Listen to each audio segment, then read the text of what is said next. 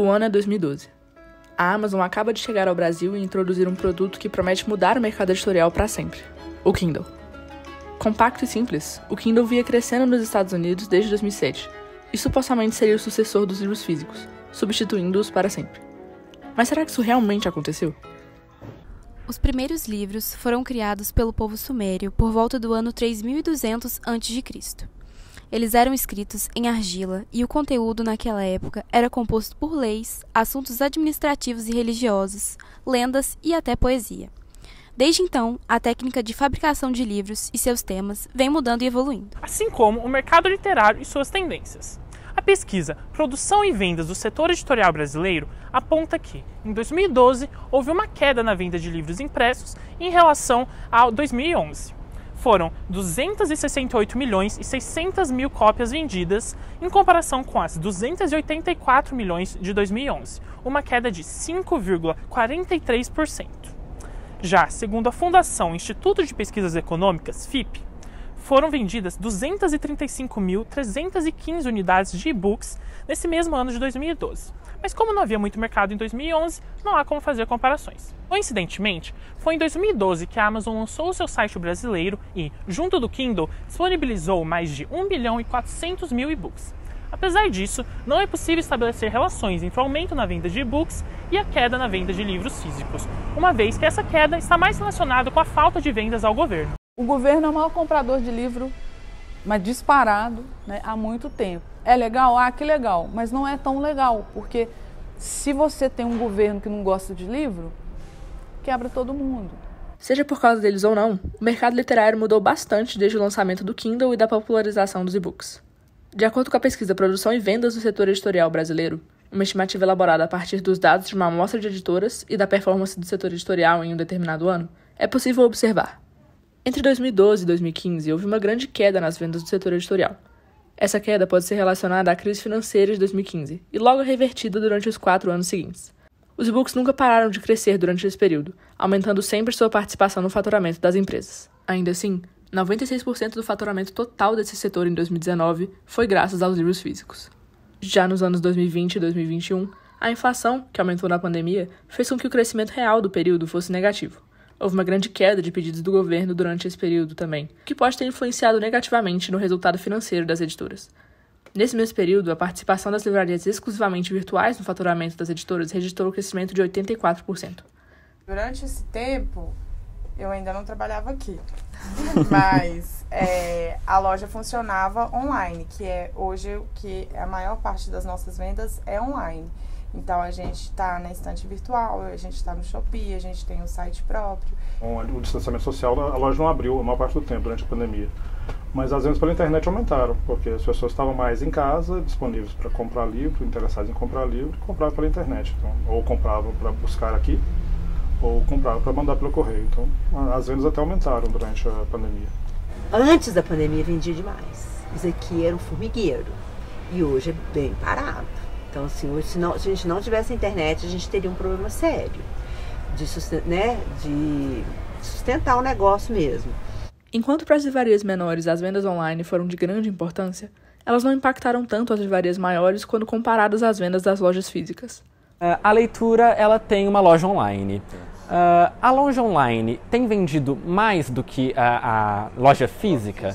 Não, o segmento ele ainda na leitura está em crescimento, embora ele já cresceu muito de 3 anos para cá, porque antes a leitura trabalhava com a loja, tinha, né, a opção online, mas era restrita só em São Paulo, agora está expandindo para as redes e ainda não chegou ao nível de loja, ainda não superou as vendas físicas, porque não é totalmente também o interesse da leitura. É um nicho de mercado que a gente está querendo atender, mas ainda a nossa prioridade são a venda, né, ao varejo, direto no varejo. No entanto, a internet ajudou essas livrarias de outra maneira. Com o aumento no uso das redes sociais durante a pandemia e o surgimento do TikTok, fortaleceu-se o nicho de conteúdo digital que falava sobre leituras. Os chamados BookTok, BookGram e BookTube, também apelidados de BookHeads, desempenharam um papel essencial nesse processo de aumento das vendas de livros, principalmente dos impressos.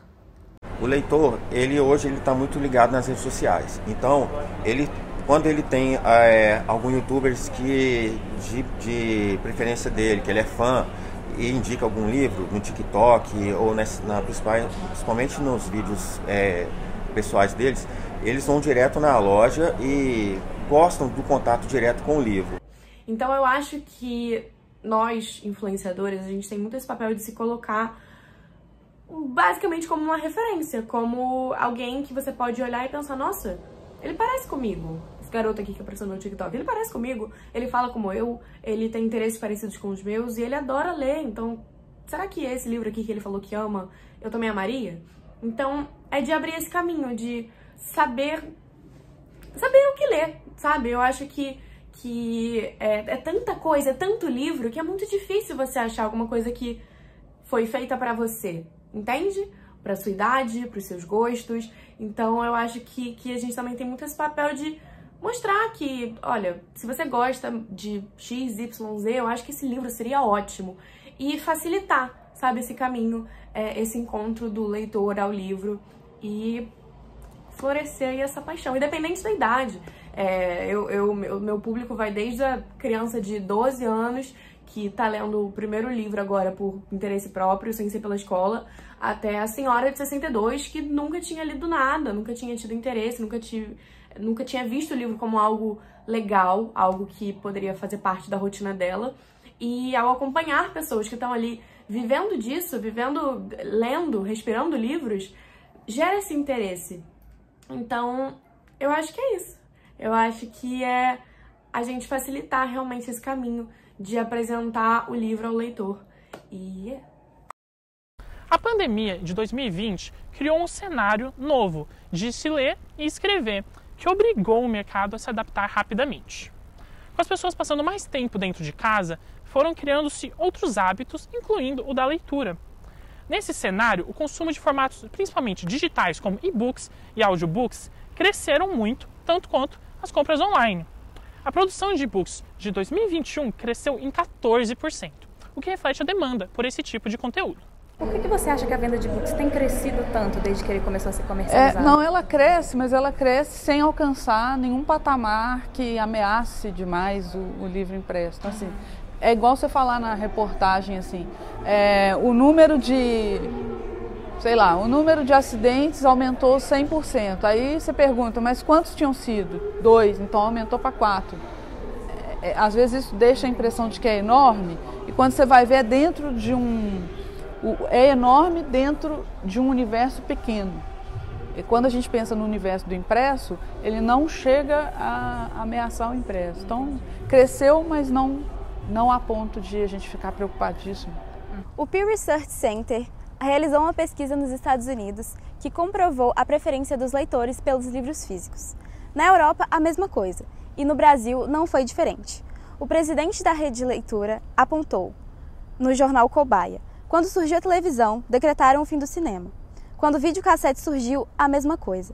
Mas nada substitui a experiência do cinema, afirmando assim a maior satisfação das pessoas pelo impresso. Quais são os motivos que você colocaria assim, em evidência para explicar a preferência ainda hoje das pessoas pelos livros físicos em vez dos e-books?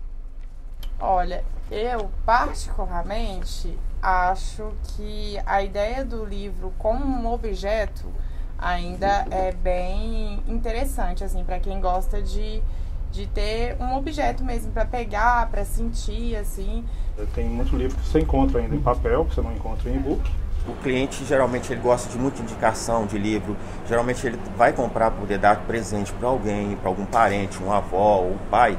Aí ele chega na loja, ele pede o vendedor, chega no vendedor e pede sempre uma indicação. Fora que os livros que são impressos, ele tem todo esse ar, assim, de culto mesmo, sei lá, de você poder folhear, né, e tem essa coisa de separar no ambiente, pegar um objeto, ler, outras pessoas verem que você tá fazendo esse ritual, assim, né, de leitura, porque hoje é muito difícil você ver pessoas lendo na rua, mesmo no e-book, assim, né?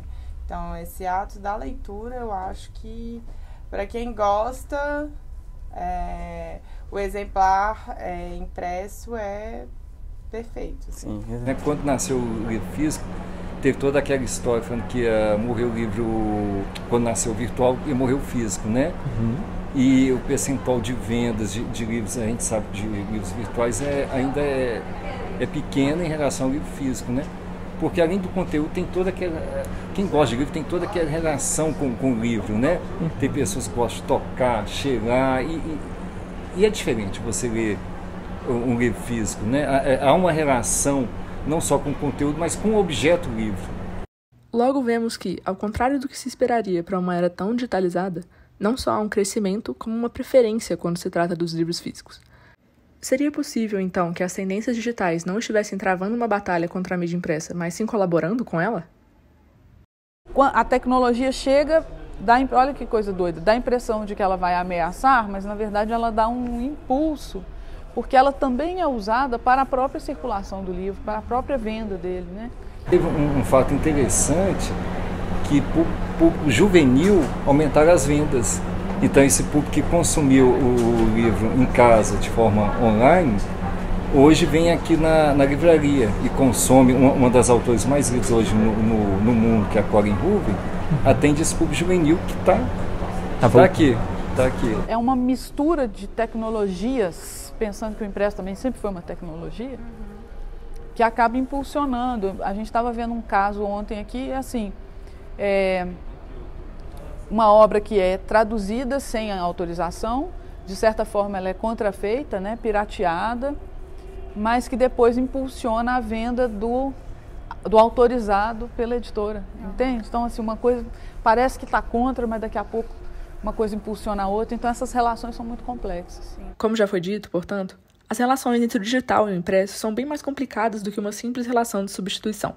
Os e-books crescem, mas o impresso cresce mais.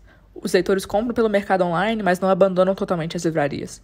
Seja por criadores de conteúdo ou pelos próprios livreiros, as pessoas buscam uma conexão maior com os livros que elas compram. A conclusão é que cada uma das mídias tem uma contribuição a fazer para o cenário editorial, e que, a partir desses dados, entrevistas e especulações, dá para perceber que o livro impresso não vai embora tão cedo. O que nos resta agora é acompanhar as futuras tendências desse mercado e continuar incentivando a leitura, independente do meio pelo qual ela aconteça. Então, hoje, olhando para o cenário, e nunca tendo sido uma pessoa assim, muito deslumbrada, né, achando, vai acabar, né, o livro impresso vai acabar, essa discussão para mim sempre foi uma falsa concorrência.